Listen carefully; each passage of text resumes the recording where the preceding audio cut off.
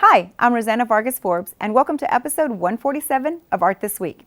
In this week's episode, we visit the Nasher Sculpture Center and speak with Curator Dakin Hart about the exhibition Sculpture in So Many Words, Text Pieces 1960 to 1980.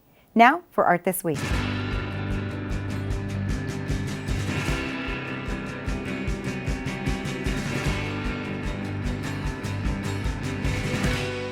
I'm here with Dakin Hart, who curated this exhibition at the Nasher Sculpture Center. Thank you for being with me today, Dakin. Thank you. Absolutely. So a version of this exhibition was curated for Zier Smith Gallery in New York. What were the reasons behind the decision to bring these works together in this space? At the Nasher? Well, it was a chance to install it in a different context, which is terrific, and to do it in a museum, and it was a chance to expand it as well. It's about 50% bigger than it was at Zier Smith. Okay. But the original impetus to do it was just getting interested in text works about sculpture. You have the two extremes on the spectrum, the most material of the visual arts translated into the most ephemeral, most least material form, words, ideas. Could you expand upon the idea, or about the genesis of the curatorial concept, bringing the text works together? Well, doing it here at the Nasher, the wonderful thing is the Nasher is all about the formalist part of the sculpture family tree. It's about beautiful things, beautifully made out of traditional, for the most part, sculptural materials. What the show is really about is the period of time when sculptors went from being trained in those traditional, what I think of as the traditional culture of sculpture, and deciding to break out of it. And what you see here are people who are kind of throwing off the logistical chains of traditional sculpture, and they're reprogramming the basic DNA of sculpture by rethinking what a material is, what an appropriate object is for sculpture, and where it can be and how it can be installed. And so the nice thing here is that you have this really great contrast between these conceptual things and the incredibly physical things upstairs. Can you elaborate on the importance of materiality and ephemera as a connecting variable between these works? Well, most of them, as you see, what we're standing in front of right here is an exhibition poster. It was a free handout in an exhibition, something that anyone could take away, and something which I'm sure immediately most people threw away, or used as kindling, or recycled, or did any of the other things that you do with ephemeral paper. Many of them are exhibition announcements, they're postcards, or they appeared in newspapers, magazines, the kinds of things that don't get saved. But for the most part, they do deal with what we think of now as the expanded palette of sculptural materials. So in this case, the body, or readers' bodies, viewers' bodies. This is from there are a group of works in the show that are instruction pieces. So it's the artist telling you to do something. And this one just happens to be telling you to use your body as a sculptural material. So you mentioned in the text that you yourself created for the Zier Smith show that many of the artists define these text works as sculptural pieces. Can you speak a little bit more about the role of the artist's intention in the reinterpretation of media? That's a big question. Yes. That's a tough one. Okay. Many of these things are not things that the artists themselves would have called artwork.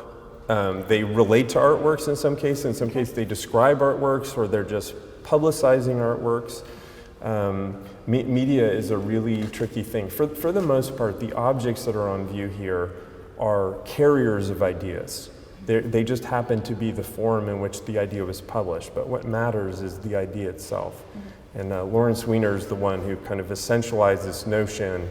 It became one of the founding notions of conceptual art, that the artist may construct the piece. The piece may be fabricated, or it may not be fabricated, and it doesn't matter.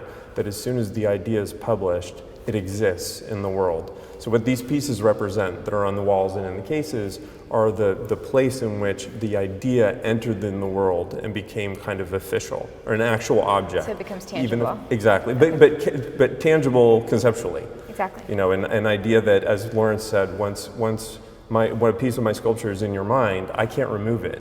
It's been installed and it's permanently installed, it's there. The things that are in here are examples of She didn't call them this, doesn't call them this, but Joseph Beuys used the term social sculpture, with his idea being that the world is one big sculpture, and we should all think of ourselves as sculptors who are participating in making it, and in his conception, making it better. It's a very progressive notion. And Yoko Ono and John Lennon, the very last thing in the show outside is called "War is Over If You Want It," with the idea that they're announcing very prematurely the end of the Vietnam War, with that little footnote that this is true if we make it so. Right. And what we're looking at here is an ad that she placed in an art magazine in 1966. It's at the end of the European gallery listings. So it's the sort of thing that, say, a very well-to-do woman who is thinking about going on her European art buying trip would see in looking through the listings. Right. And it's an instruction to go to Eros Fountain and throw in all your jewelries, with the idea of turning this fountain into a kind of a Marxist monument, a monument to the redistribution of wealth. Right. But what's neat about it, it's a site-specific installation. So but it's a piece of text. Yeah. So it's how appropriate that this is called Fountain Piece and we have a fountainhead outside. Yes. And all the ready-made sculptures. There's a lot of fountains are kind of one subset of monument, but absolutely, there's so much of this. What's in this show draws on Duchamp, and Duchamp's conceptualism kind of went into hibernation for a while. Right. But this is the moment in this show you get to watch it happen, where it really explodes and takes root. So some of my absolute favorite things in the show are pieces by sculptors that no one thinks of as conceptual or as having made conceptual work. We're standing in a place that has an unbelievable 40-ton Sarah in the garden, and then another one that's just been installed, a prop piece. Incidentally, the only two prop pieces I know of in the world that are properly installed are both in Texas, here and a prop piece out of the Fort Worth Modern.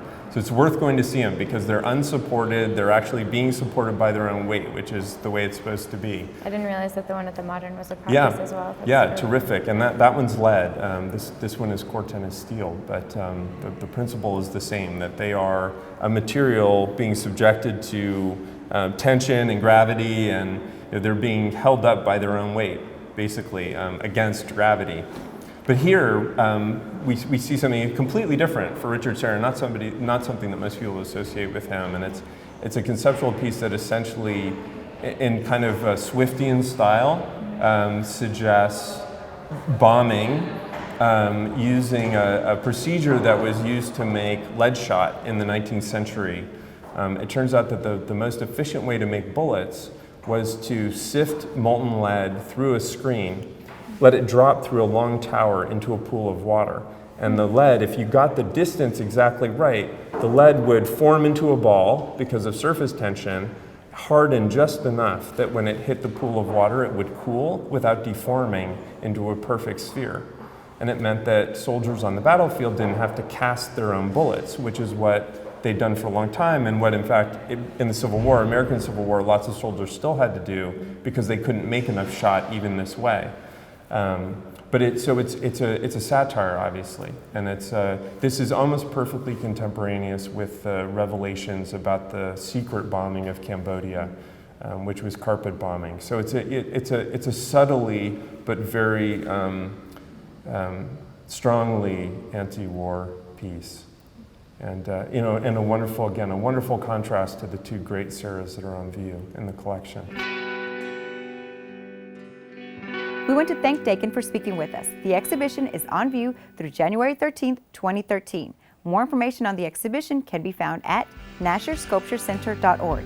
That's it for Art This Week. Thanks for watching.